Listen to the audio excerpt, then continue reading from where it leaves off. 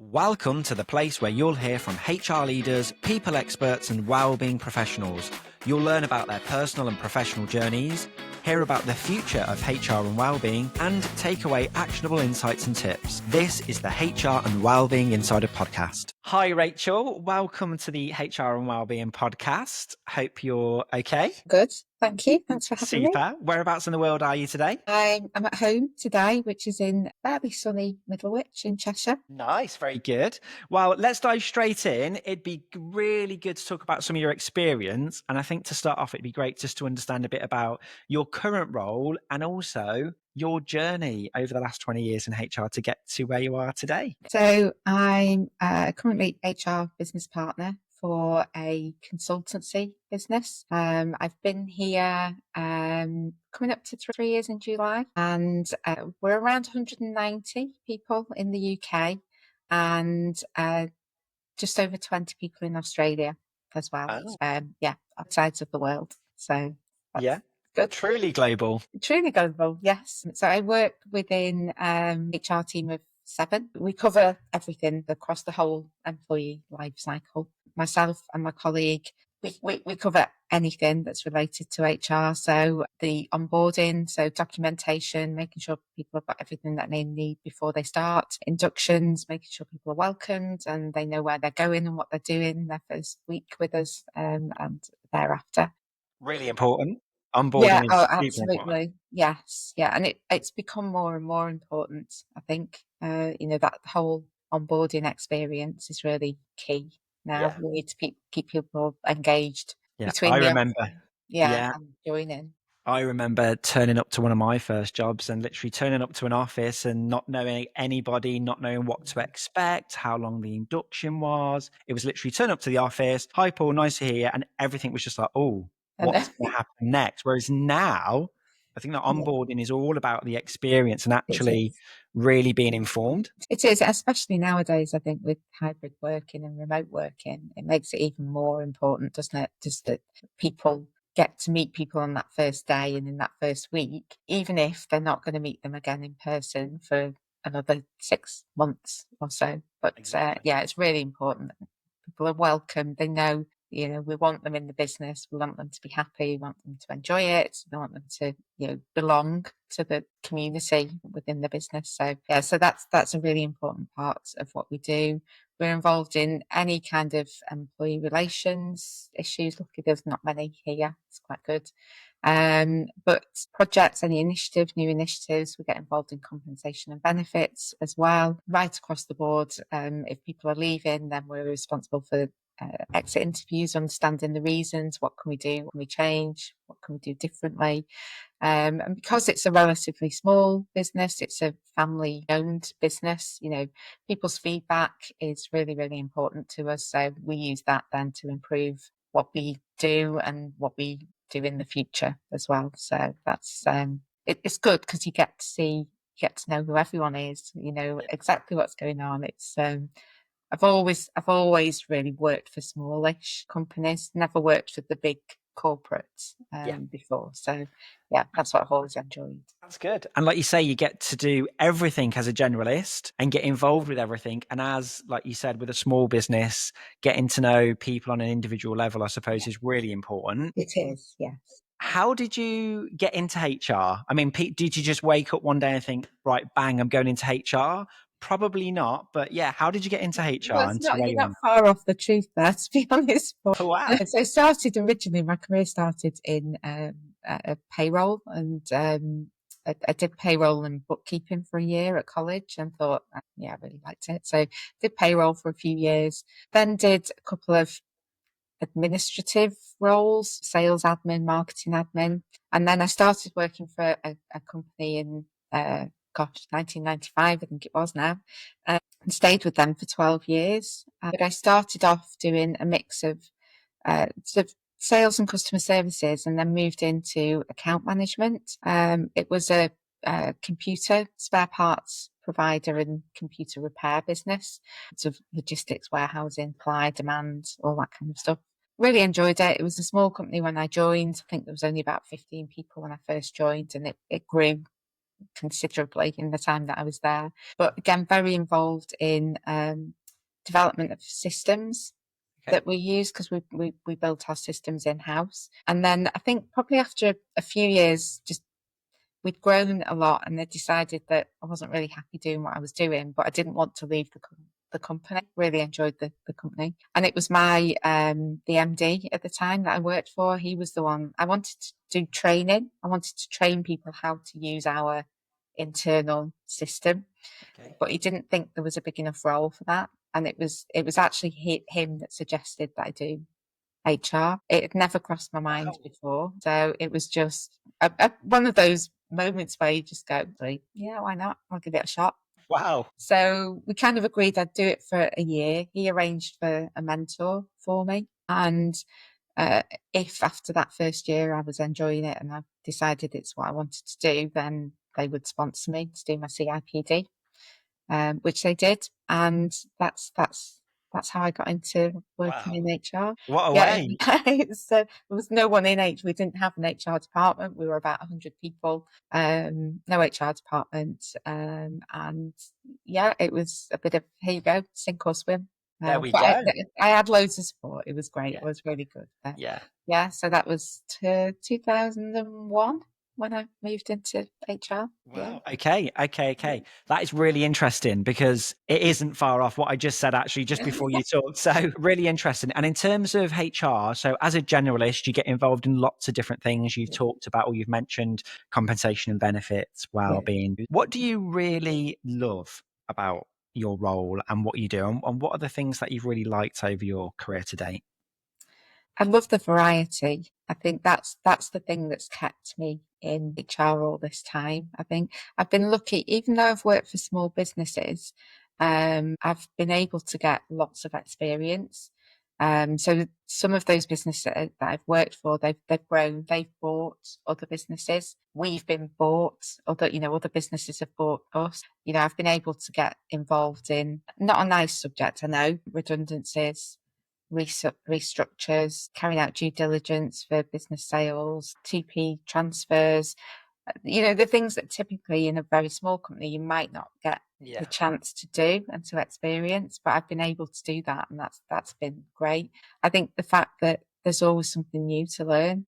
Sometimes it's a bit overwhelming. You could literally sit nowadays, you're probably the same, you could sit all day, every day, reading news articles, reading thoughts and views of other people, in webinars. There's so much out there. But I've liked the fact that as a generalist, I've been able to get involved in all of those. The project I've probably enjoyed the most, it was a systems and payroll implementation project. Wow.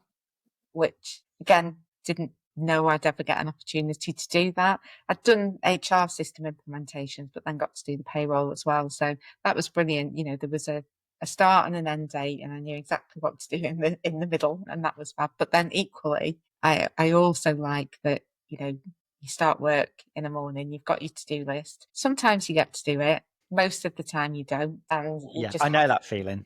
Yeah, you just have to react to whatever comes along at the time. So so all of that, I like. The main thing, I think, is just being able to help people, whether that's people in the business, whether it's the business owners, the managers in a business. I just get a buzz out of people thinking that I've helped them in some way, even if it's a chat about their well-being and just some difficulties that they're going through. It's, can you give me some advice on how to deal with this particular situation with them, or I want to be able to do this with my team. How do I go about it? Yeah, but it's just that wide variety of conversations that you have every day of your career.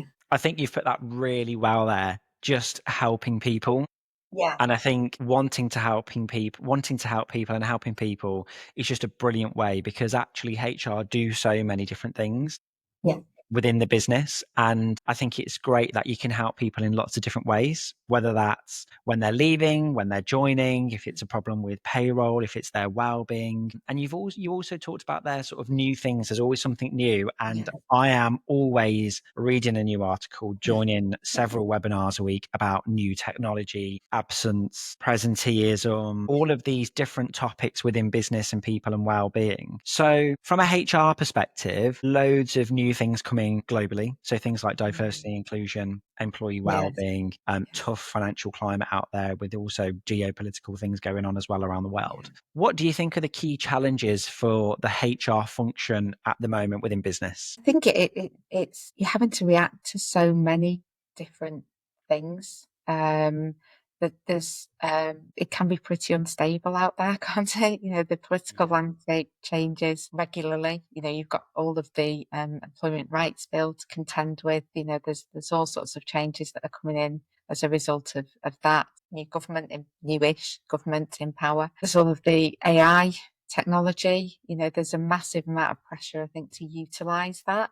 But equally, there's a bit of fear there and hesitancy in terms of how private is it, how secure is it, and how much of data are we going to lose, or you know, how much people are going to find out about us. It's so the pressure to use it in the right way for your business and for your people. I think that's a huge challenge at the moment, but we need to harness it. I think it's really important. It's one of those things. It's going to happen, isn't it? It's just when you start to embrace it really, and how you use it. I think, you know, I think that's how we help each other here at you know, the company that I work at now, is that we've got wide age group in the team.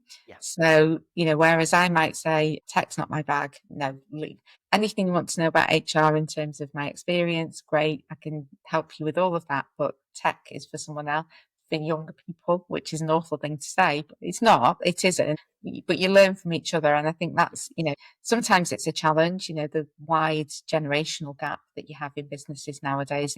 Is it now that it's the most generations that we've got in the workplace? So you're trying to cater and help every single person, whether they're 65, 70, or whether they're just coming into work at 18, 19. So that's quite a challenge in itself, I think. But learning from each other, I think, makes that challenge a lot easier. I think talking to each other and being able to just learn from each other's experiences, I think, you know, whether that's something new that you want to learn, or you want to hear about what people used to do and how things have changed. I think just having those conversations and being able to talk about it is definitely helpful. But you know, there's a real challenge obviously around cost of living, massive challenge, you know, so in terms of benefits, you know, we spoke earlier, you know, we did a webinar recently about pensions, you know, sort of again for everybody in the business, whether you know, to encourage people in their early careers to contribute to a pension, why it's important,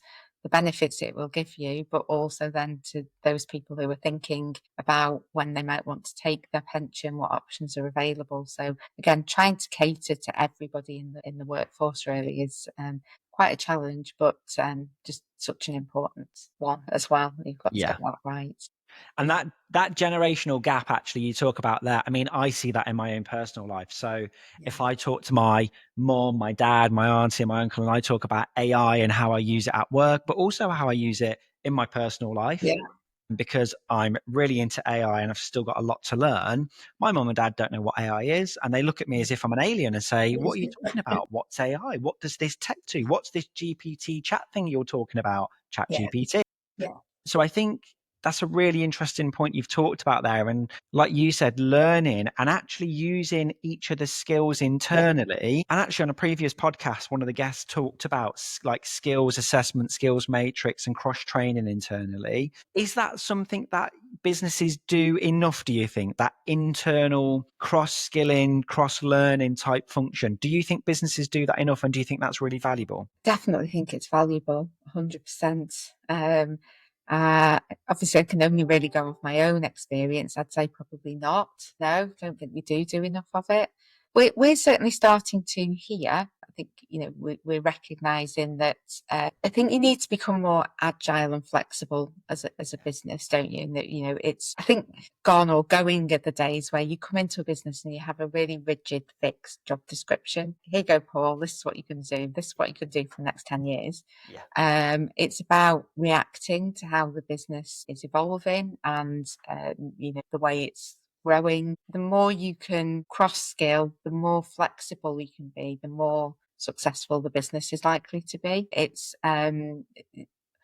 if one part of the business is quiet for whatever reason, if people can then move around and use their skills in other areas, that's certainly got to be a good thing, I think. Absolutely, yeah. And it keeps people a bit more engaged and motivated, doesn't it? It stops you from going a bit stale and getting a bit bored with what you're doing. I think it's it's great to be able to do something in one area, but then have that opportunity then to go and use that skill set somewhere else. I think we have started to harness that more here, definitely. And, we've had people moving around the business on a fairly regular basis. People move between the different types of business that we have, the different areas of business. And, they can bring a real different view and experience to another area. So, definitely. It is really, really important, I think, for engaging and retaining people, but also then as a way of attracting people as well, if you've got that variety. Yeah.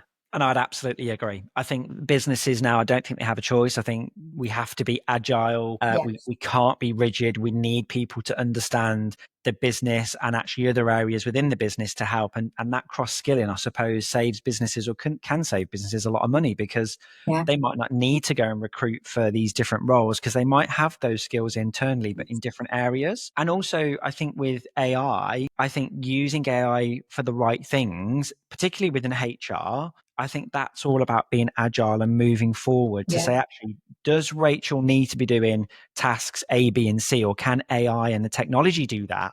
So Rachel can really go and focus on that human side. Are you sort of using AI for HR at the moment, or have you seen it in use for sort of a HR type function? And if so, what types of things could AI be used for in HR, do you think? Yeah, I mean, we do to a certain. It's one of those things, isn't it? When you think about what is AI, it can mean all sorts, can't it, for different businesses. So yes, we use technology. Yes, we use systems. We've just been having a debate today about the amount of administrative manual tasks that we still currently do in the HR team that takes you folk. They have to be done. You've got no choice.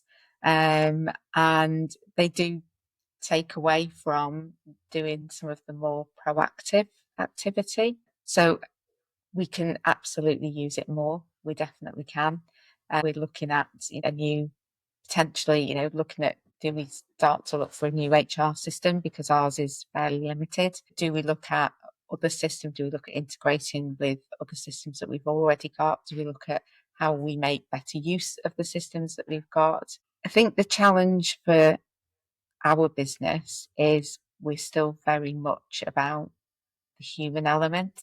Yes. And I think there's still a concern and a worry. Do you have a little chatbot? Do you have somebody, that you get all the questions you get? Where do I find this policy? What do I do about this? What's that benefit all about? How do I access this information? All of those questions, you need an answer. We need to answer those, whether it's an email, Teams, quick call, whatever. Or which it's part of what I like, to be able to give people an answer and give them what they need. But equally, do you have a little chatbot that, people type in a question and the little robot comes back and says, here you go, Paul, here's where you go and find that policy. It'll tell you what you need. And it's a real fine balance, isn't it? I think we're still of the size where don't think that's the way that we would go, but you never know, at some point it might be. And it's that expectation piece as well, I think, isn't it? What do people expect? Do colleagues expect to have a chatbot answer their questions, or do they expect to have a human who they've met and they've seen and they've spoken to?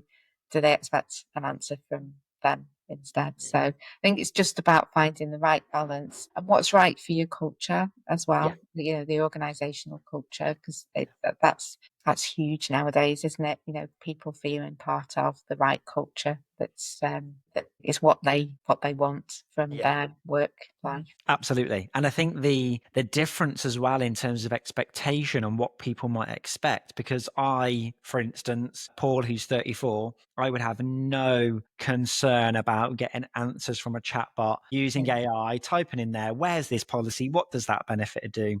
I think for me, that's great because it's quick and I'm impatient and I'm of a generation that we want everything right here and now. Whereas I think if I think about my own friends and family, certainly my parents, for example, I know they would much prefer to speak to a human within HR and have a conversation. So I think expectation is really important when we think about technology in HR and what it can and can't do. You also touched on like the webinar you did around pensions and financial well-being because of the cost of living crisis that is still here and impacting colleagues and business. When it comes to benefits and well-being, what do you think the challenges are there? So when we think about benefits and well-being, and we've got HR teams who want to do the best by their people, who are under pressure, sometimes understaffed, and then we've got the finance team who are always looking at the pounds and pennies, the bottom line and that pressure, and they don't always want to spend on benefits and well-being. How do people like you sort of go through that and navigate that challenge by looking after the people and their well-being and the importance, but also looking after the pounds and pence? Yeah, it's that's always a challenge, isn't it? I think any business that you're in, that's really hard. Trying to secure funds, secure budget. I think the real key thing is to try and explain, try and show the return on that investment for the business, which it can be very hard because it's not a tangible, you spend X pounds, you're going to get X plus 10 back. That's really hard when it comes to people. And it's quite a challenge nowadays, I think, isn't it? It's what are the right benefits? Because there are so many out there now, and there can be a lot of crossover as well. You get your PMI policy and you get that as a benefit and you get all these little add-ons, and then do you go and buy, you get another benefit and a policy and you get very similar add-ons, but then you're missing something, so do you go and buy that then as a separate benefit? So I think that there's so much out there that's available, and people come into the business and they, when I worked at my last employer, we had this benefit, and it's but we've got all of these ones instead. So it's a hard challenge because it's finance are not going to see that immediate benefit in terms of pounds on the bottom line. It's not going to work that way, is it? And that's what typically finance people want to see. That they want to see what the number is going to be. But it's not. It's about that retention, attraction of employees, and how we keep the focus on them. And it's that the more you can do that's preventative, the better. I think it's really important, isn't it? You don't want to be spending loads and loads of money on fixing a problem. What you want to try and do is spend your money on preventing that problem occurring in the first place. That probably sounds quite easy to say, and it's quite difficult to actually put into practice. But the more you can do to prevent a problem, I think that's the better place to spend the money. Absolutely. Yeah. I mean, that is music to my ears, having worked in employee benefits and wellbeing. That wasn't planned. No. So having worked in benefits and wellbeing for nearly 10 years, prevention is always better than cure. Yes. But like you said, it's almost like the golden bullet to say, how do we really look at the return on investment from benefits and wellbeing? And that's really hard. And I think there's the emotional return on investment for employees feeling safe, feeling like there's a good culture, like my employer really cares about me. But then also the pounds and pence return on investment from a business perspective. We talk a lot about personalisation in the employee wellbeing space, and that seems to be really, really gaining traction at the moment and over the last couple of years. Do you think personalisation in benefits is the right way to go? And do you think that's also easy for a business to do? I definitely think it's the right way to go from a personal point of view. I don't think it's easy to do that. I think it's probably very difficult to do, but I think in terms of retaining people over a longer period and attracting people to a business, there's so much talk about experience nowadays, isn't there? Employee engagement, employee experience, and I think anything that feels more personal to you is going to keep you with a business. Don't want that sort of sheep dip. I'm being treated. The business is assuming that these benefits, okay, it's a nice benefits package, it's great, but they're going to assume that they're going to suit me as well as everybody else in the business, and they're going to suit me over a long period of time as well, because people are different, aren't they? They want different things at different parts of their lives and their careers. So I think the more you can personalize, definitely the better. But again, talking of challenges, that's a real challenge, isn't it, to be able to do that? For small HR teams in particular, small businesses, it's even more difficult. But I do think that's what will keep people with a business, that not just in terms of benefits, but just just in general, feeling like they're being treated as an individual and as a person. Then I think that's really key. Yeah, really important. And I think personalization is absolutely the right way to go. Yeah. So I agree with you on that point. And in terms of like your expertise, have you been involved in any sort of benefits or wellbeing initiative that you've thought that's really worked, really gone down well, sort of anything like that, anything that's slightly different to the norm? Have you got any experience of that? It's quite a difficult one, isn't it? Because I've tended to, most of the companies that I've worked for, we've tended to have the same benefits package. There's rarely been a business that I've gone to where there's been a moment where I've thought, oh wow, I've never had that anywhere else before. Yeah. But the one that I'd say probably the one that sticks in my mind the most, and it is from a long, long time ago, but it was when I worked for the business that I was at for 12 years. But when we were relatively small, the managing director decided that he would give everybody half a day off for their birthday, and a bottle of wine, which you probably wouldn't do nowadays, but that was back in the day, that was everyone wanted a bottle of wine, didn't they? And I'd never heard of it before. I didn't work in HR at the time. This was just me as in a different part of the business, and just remember thinking, wow, that's amazing, I've got half a day off for my birthday. But now most people do it, don't they? Most businesses do that, generally a day off for your birthday. But I think and I remember thinking at the time, that's not a lot, but the wow factor was it. I think everybody in the company got a real buzz from that and thought that, that's great. I'm going to go home and tell my friends, my family. And it's even then oh my God, we don't do that. Our company doesn't do that. Yeah.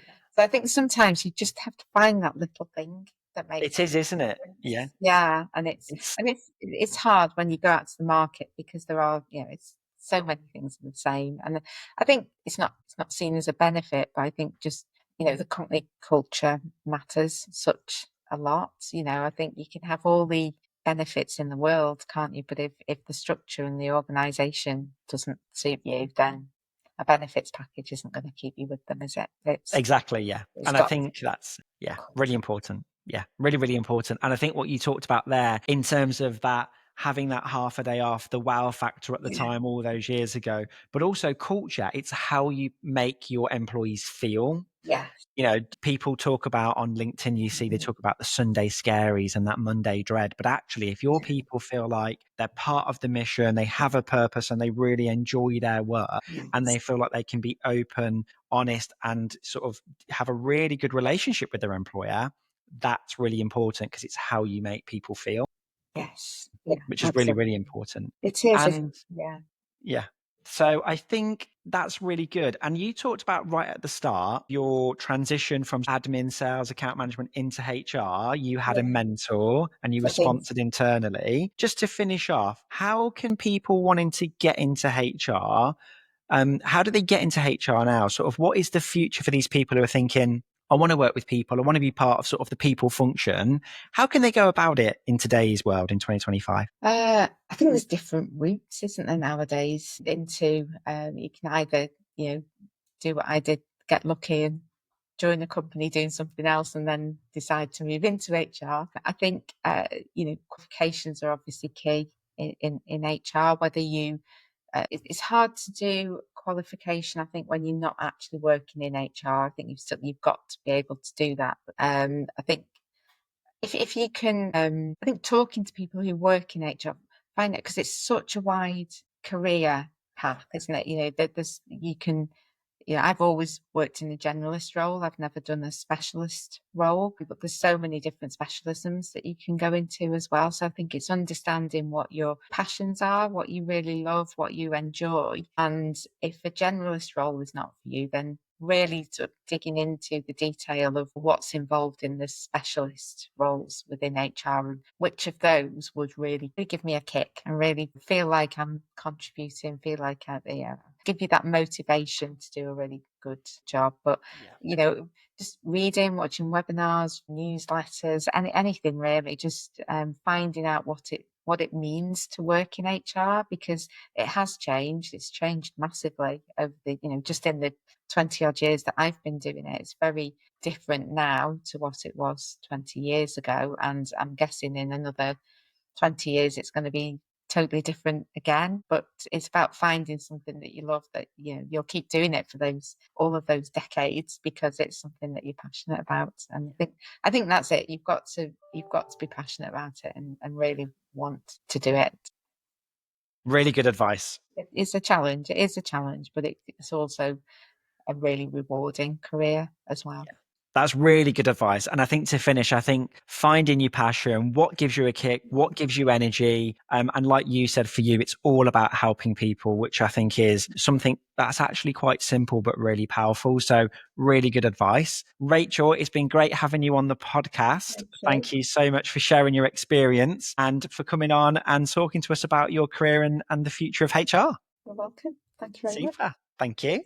Thank you for listening to the HR and Wellbeing Insider podcast. Look out for the next episode. And in the meantime, sign up to our newsletter in the comments below to hear more from our guests and news and tips on HR and wellbeing.